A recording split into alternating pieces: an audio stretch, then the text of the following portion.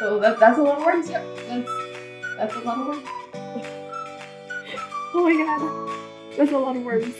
Okay, that's like all worms.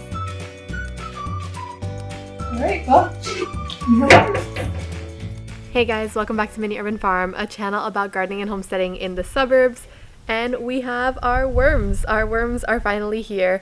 I have been waiting for these worms for a couple days now. They were a birthday gift, and the compost bin, the vermicompost bin, and these feel so like creepy crawly on my hands. It's so bizarre. But the vermicompost bin I got for Christmas, and so today I will be setting it up. It is the Vermihut compost bin. I will leave the entire name on the screen here. It is also linked on Amazon below, and I also got these worms off of Amazon too. You can get them directly from the company that sells them, but these ones come on Amazon with pretty good results. I mean, they're all alive, so I'm gonna put them back in their little bag here because they are like just crawling around and falling out of my hands. And let's get this thing set up. All right, so this is the setup. This is straight out of the box. I have not taken it apart or anything. I think the instructions are in here somewhere. I might actually need to use my other hand to get all this set up. Oh, here we go. All right, so we have some coco coir, or coco coir, I think is how you say it. The instruction manual, a spatula type thing. I'm not sure exactly what that's for yet. And then, oh, perfect. We have the worm composting diet, and this is actually a magnet to stick somewhere. I'm not sure if it sticks on here, maybe to the fridge or something. But that's pretty interesting. I mean, we have all of those things. We have tons of eggshells, tons of vegetable scraps, fruits, coffee grounds. We definitely have that a lot, and then things to limit, and then things to avoid. So this is a pretty cool setup. I am going to read the instructions, and yeah, let's get these worms in here.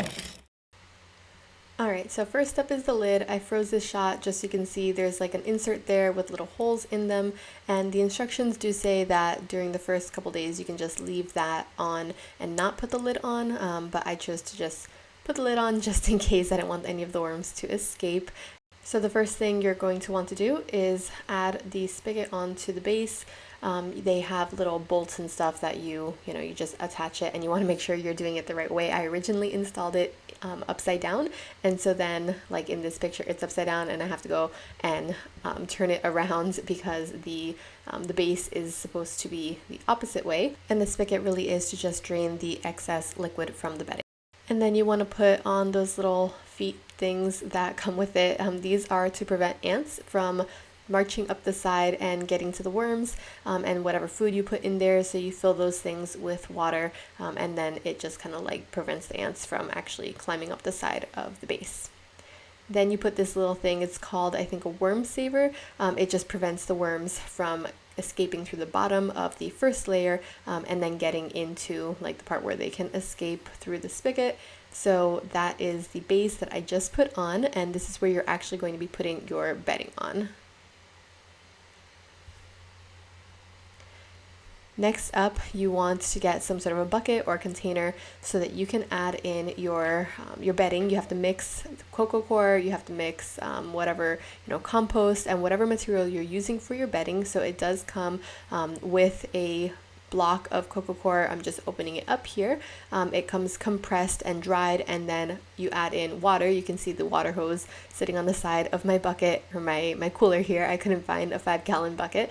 So then you just want to let the coco coir expand. It'll take about 15 to 20 minutes. I definitely filled it up a little bit too much with water for the size of the block of coco coir that I had. I think it would probably have been a better idea to start with just a little bit of water and add more as we go, but if it ends up being too wet and mushy, which it did in my case, then you can still add additional newspaper and other types of paper and other types of compost and whatever it is to actually make that a little bit drier. It does start to soak up all the water and expand pretty quickly. Now this is in like 1,000 times speed. I did speed up the video just so that it wouldn't take forever. Ultimately, I think it took like 20 minutes and it was still a little bit too wet. You can see that I'm adding in strips of paper.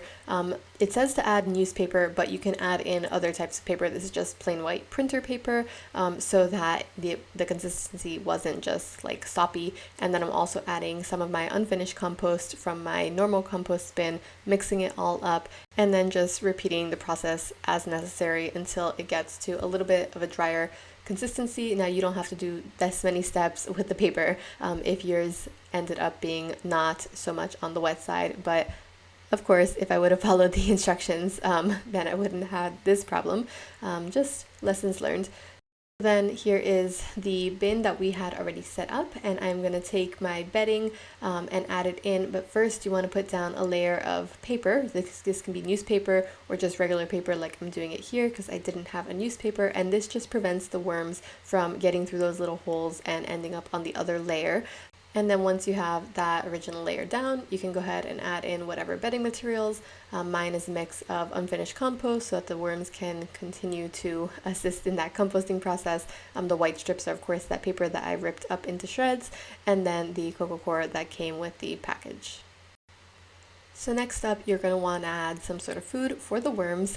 In my case, I just went to the garden that is right behind me in this video, and I chopped up some Swiss chard and some arugula that I had extra. I originally saw that you're supposed to add it into like the corners, but I think you're allowed to add it wherever it is that you want. The main thing being that it should be covered. So at the end, I kind of cover it with more of the bedding, and that way the worms can find it, because the worms don't like the sunlight, and they don't want to be at the very top of the bedding. They want to be underneath in the dirt. So you can see that I'm covering it all the way up. You can also add in things like eggshells, coffee grounds. There's a whole list, but generally you don't want to include any sort of meats or dairies or things that can make the bin really smell bad. So next up, it is time to add in your worms. These worms came in like this soil kind of bedding material. And here you can see a close-up of my worms in that same material, and they kind of have like a weird consistency when you hold them. I've never held worms before. This is the first time that I'm holding a pile of worms, but they kind of, I expect them to feel a little bit more slimy. They don't feel slimy, it just feels like creepy crawly kind of things on your hand. So I just put in the entire bag here. I did order 1,000 worms, and then I kind of just spread them out afterward so that they're evenly distributed. And then now every single time that I open the bin to feed them, you can't really see the worms moving around because they are underneath the soil. Again, they don't like the sunlight. They don't like being on the top of the bedding. So you have to kind of dig and search for them a little bit, because they are underneath the soil working their magic.